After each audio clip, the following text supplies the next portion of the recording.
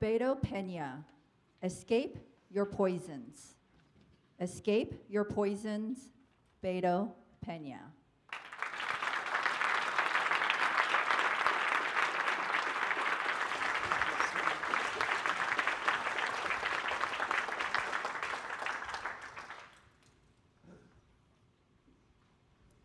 The bird was dead. As he lay in the bottom of the cage, you could hear a, "Oh no," from my mother-in-law. Cause of death? Carbon monoxide poisoning.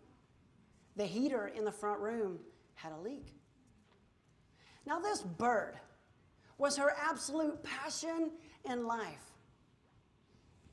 Guess who got stuck having to bury that bird?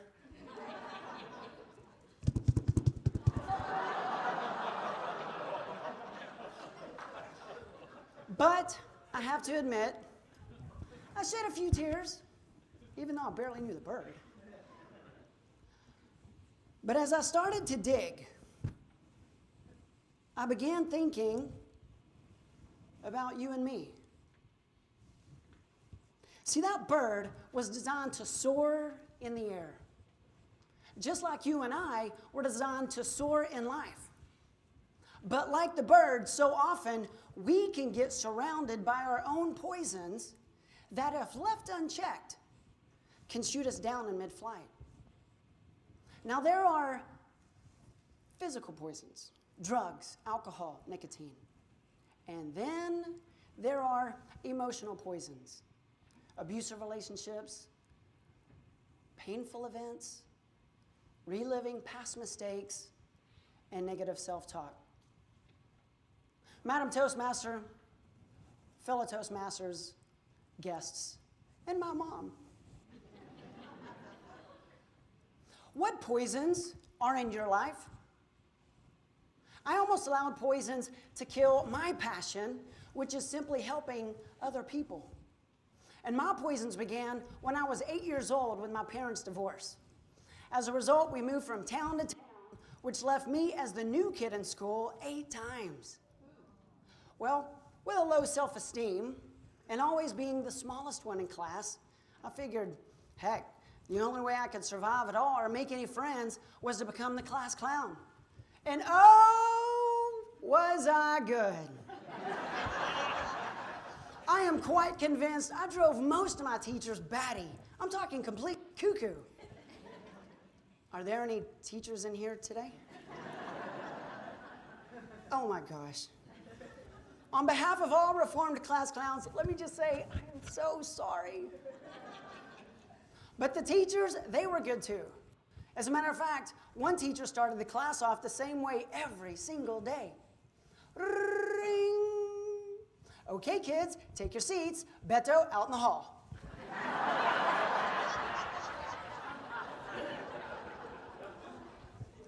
But always in trouble, this attracted the wrong kinds of friends. I'm not proud of what I'm about to admit to you, but it's true. With these friends, we could fly through a convenience store, take half of its items, and not spend a dime. We vandalized cars, we stole bicycles, we even skipped school to consume our own poisons. And as you can imagine, this attracted a new group of friends into my life. The kind with shiny badges and handcuffs. At 12 years old, my life was in a tailspin, and it had barely begun. But I'll always remember my favorite police officer of all time, Officer Crawford. He was always giving me pep talks. Beto, I'm watching you.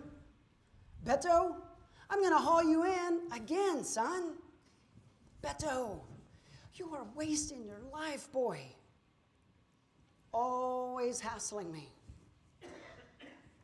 But eventually, when I would see him out and about, he wouldn't say a word. And then, not even a look. I have to admit, it really got to me. So finally, one day it was more than I could stand. Officer Crawford, aren't you rattling my cage anymore? Beto. It's because I don't waste my time on lost causes.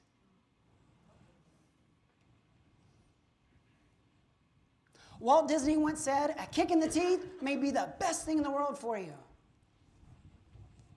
He was right. I 100% needed that.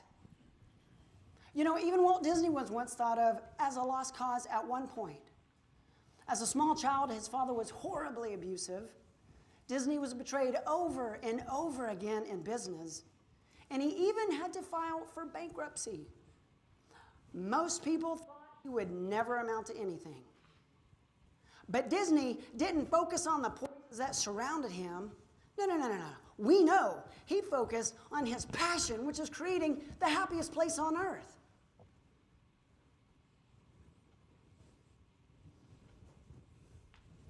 That bird could do nothing about a situation. But you and I, we have the gift of choice. We can choose to escape the poisons that hinder us, just like Mr. Disney did. And eventually, just like I did, I had to walk away from the negative friends so I could walk towards my passion. These days, I get to work with troubled young people, deal with their poisons, and help them choose a better path. And do you know what I've learned? That I am not a lost cause. When each of you leave here this weekend, you really do make a choice. You can either bury your passions, or you can soar in life, escape your poisons.